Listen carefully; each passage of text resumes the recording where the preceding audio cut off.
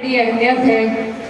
आज अयाम अज़ा का आखिरी दिन है और आज ही के दिन हज़रत इमाम हुसैन का लुटावा काफिला मदीना पहुंचा था और उस दिन की जो दिक्कतें हैं, जो दुख है, वो आज भी हम सबके दिल में जिंदा है।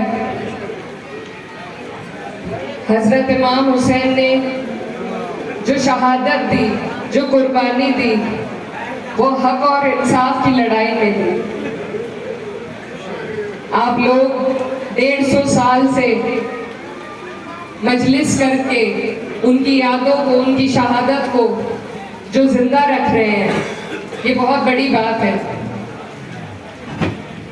हमारे सभी भाई यहाँ पर मौजूद हैं और इस रिवायत को आप लोगों ने ककरौली की विरासत और शान के रूप में तब्दील किया है, ये बहुत बड़ी बात है। मुझे डॉक्टर साहब ने बताया कि वो इस मजलिस के मुतवल्ली हैं, लेकिन इंतज़ाम पूरा गांव करता है। आपने इस मजलिस को अपनी विरासत के रूप में 150 साल तक बनाकर रखा और मुझे उम्मीद है कि आगे भी आप इसी तरीके से इस मजलिस को कायम रखेंगे।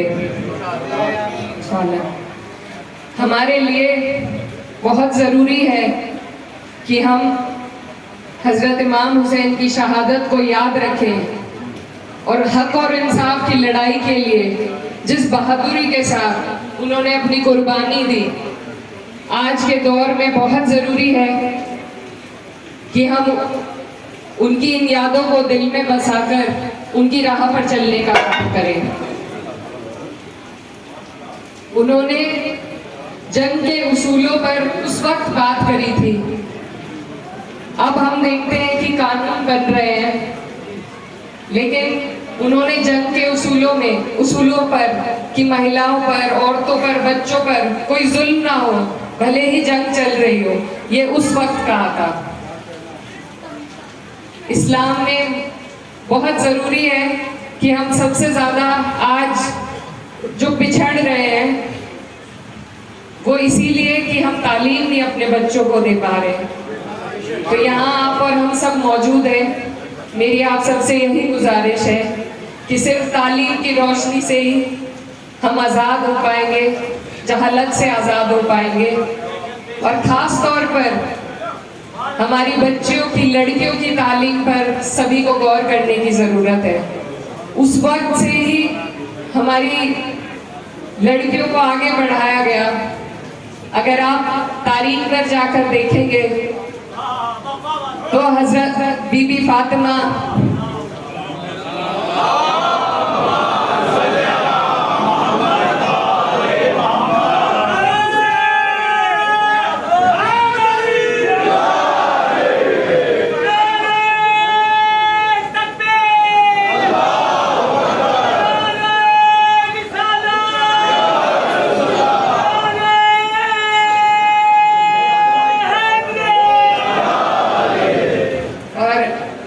बीबी ज़ैनब ने उस वक्त ही लड़कियों की तालीम और उन्होंने तकरीर तक करने की उनको इजाज़त थी।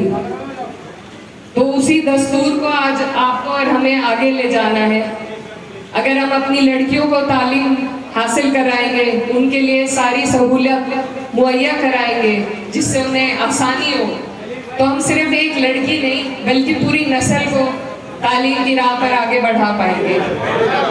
मैं भी आपकी बेटी हूँ और सिर्फ तालीम की ही ताकत है जिसके बलबूते आज मैं यहाँ आपके सामने खड़ी हूँ। मेरी आप सबसे यही गुजारिश है कि हम अपनी कौम के लिए अगर कुछ कर सकते हैं तो सबसे ज़्यादा दीनी तालीम के साथ साथ दुनियावी तालीम में अपने बच्चों को आगे बढ़ाकर उन्हें इस काबिल बनाकर कि फिर वो अपनी कौम के लिए कुछ कर सके। तो ये कुर्बानी आपको और हमें मिलकर देनी है। हमारे बड़ों ने हमारे लिए जो कुर्बानी दी, उसका नतीजा है आज आप और हम इकट्ठे यहाँ पर खड़े हैं। अब हम सब का फर्ज है कि हम सब इस राह में कुर्बानी दे कि हम अपने बच्चों को, अपनी लड़कियों को आला से आला तालीम हासिल कराएं, ताकि वो भी दिखा सके कि इस्लाम असल में किस चीज़ के लिए खड़ा है।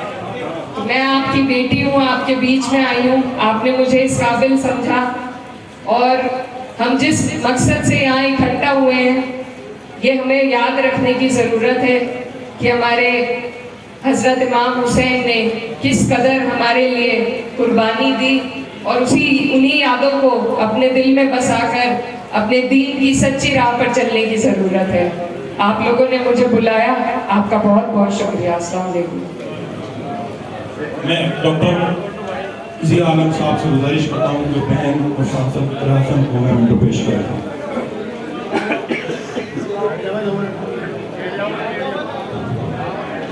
इस वक्त 4 मिसरे जनाब इकरा हसन साहिबा की खिदमत में पेश करूँगा जो फिलबदी हो गए हैं।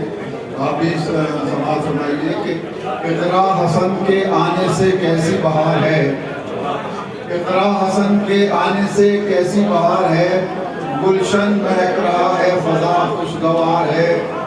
ये है दुआ ज़िया की उरूज इनको हो अता, ये है दुआ ज़िया की उरूज इनको हो अता, इन पर नज़ूले रहमते परवरदिगार है, इन पर नज़ूले रहमते परवरदिगार है। ये मोमेंटो पेश करना चाहूँगा। डॉक्टर साहब MP जनाब साहिबा इकरा हसन को मोमेंटो पेश कर रहे हैं।